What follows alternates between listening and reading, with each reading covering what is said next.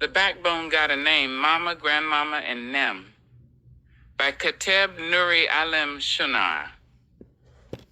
Let me tell y'all something. If you ever want to know where the true power of the world is stored, it ain't in no bank vault, no White House, no courtroom or boardroom.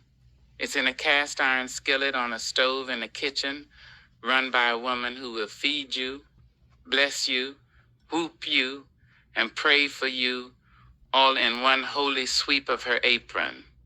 And you better believe she'll do it while humming a hymn and side-eyeing you for drinking the last of her sweet tea. That woman, she's either your mama, your grandmama, or one of them fine-fingered aunties who know your secrets before you even do.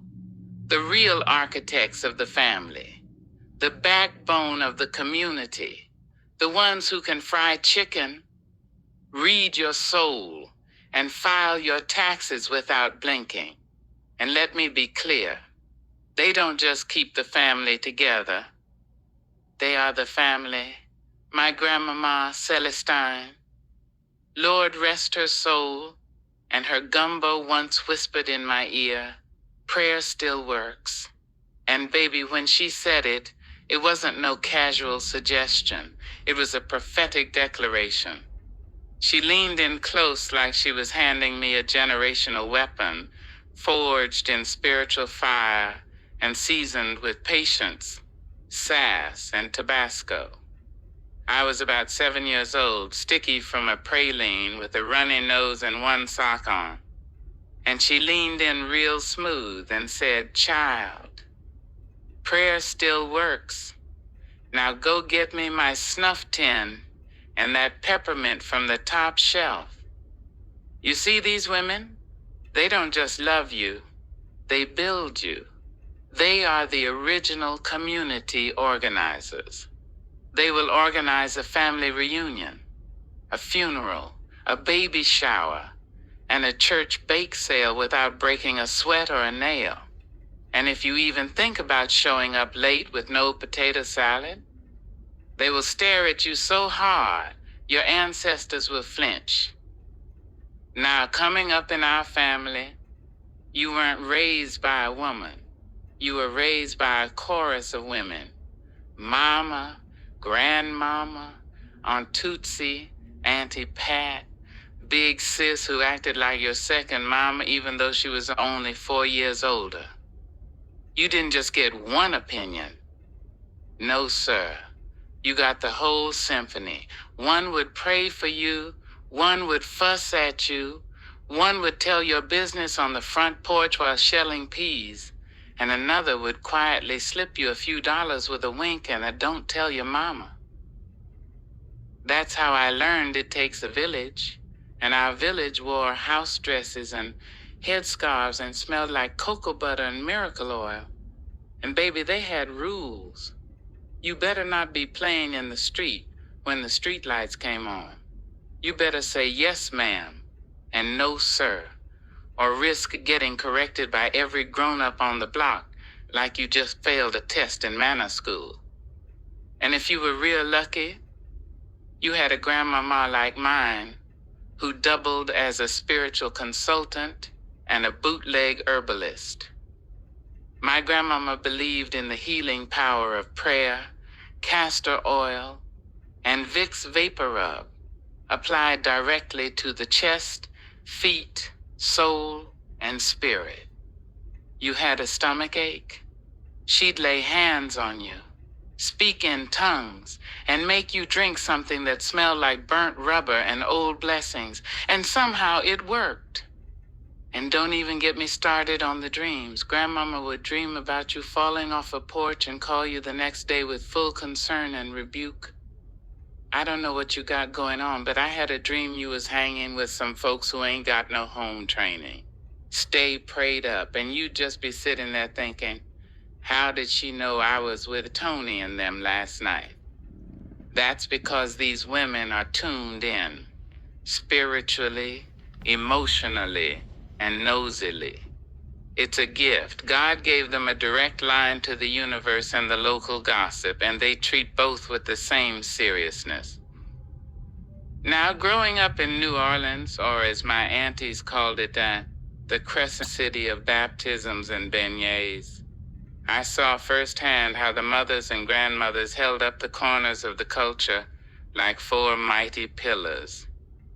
Whether it was Miss Ethel, who sold shrimp po' boys and scriptures out of her window, or Auntie Myrtle, who swore she could see spirits on Mardi Gras Day, every woman had her role.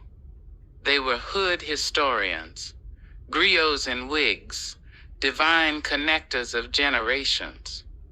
One time during a storm that knocked out the power, Grandmama lit candles, opened her Bible, and started telling a story so spooky, yet spiritual it still sits in my bones.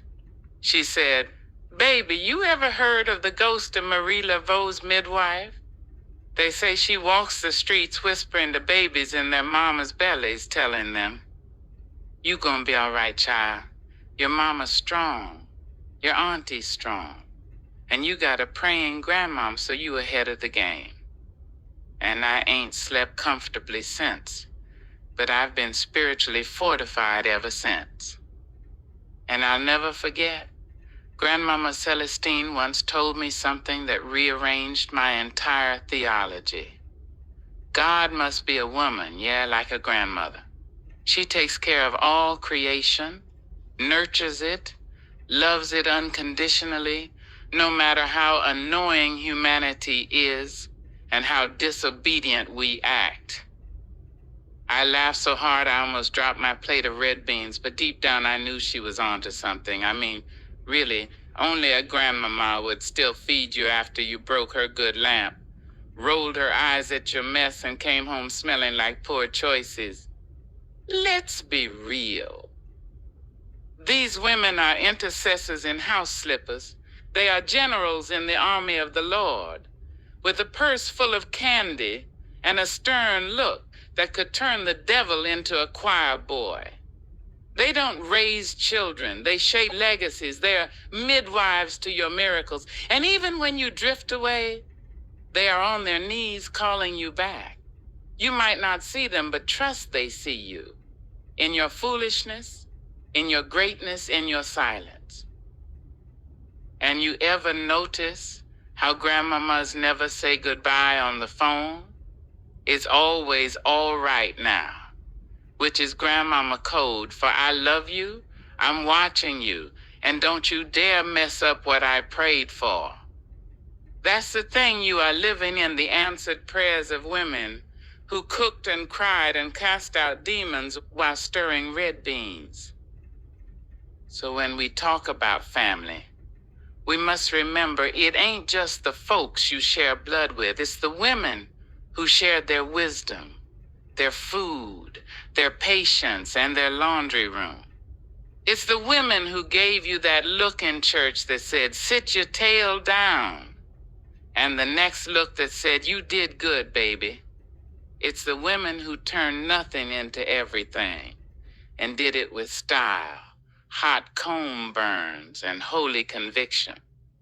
If you've got a mama, grandmama, auntie, or even an honorary church lady who ever took the time to pour into you, you've been touched by divinity. That's a spiritual inheritance you better not waste. Call them, visit them, write them, and if they've passed on, live in a way that makes their prayers worth the breath it took to speak them. Because if grandmama said prayer still works, then baby, you better act like it.